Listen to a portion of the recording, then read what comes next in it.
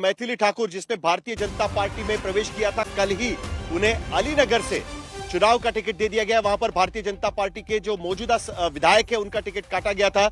सुजीत झा हमारे साथ में इस वक्त है, मेरे वरिष्ठ सहयोगी। सुजीत, क्या देखा जाए हम इस बार मैथिली ठाकुर चुनाव मैदान में नजर आ रही है, पवन सिंह के साथ बातचीत हो रही है, कई सारे नेताओं से बातचीत हो रही है। क्या कारण है कि मैथिली ठाकुर को बीजेपी को चुनाव में उतारना पड़ रहा है? यानी सेलिब्रिटी राजनीति। इसको नहीं कहते हैं कि पैराशूट लैंडिंग बीजेपी का ये है। तो पहले से ही बताया जा रहा था कि वो चुनाव लड़ेंगी और विनोद तावड़े के साथ उनकी मुलाकात हुई और उसके बाद ये बात सामने आई कि अलीनगर से उनको उतारा जाएगा।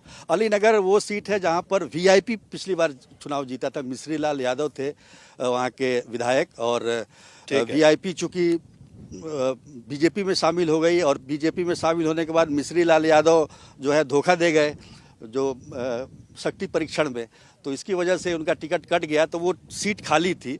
तो माना जा रहा था कि कोई वहां के स्थानीय कार्यकर्ता को बीजेपी देगी, लेकिन सुजीत जी जल्दी से ये बात भी बता दीजिएगा कि अगर इतना सब कुछ ठीक है तो क्यों ये सेलिब्रिटी राजनीति करने की नौबत आ पड़ी है?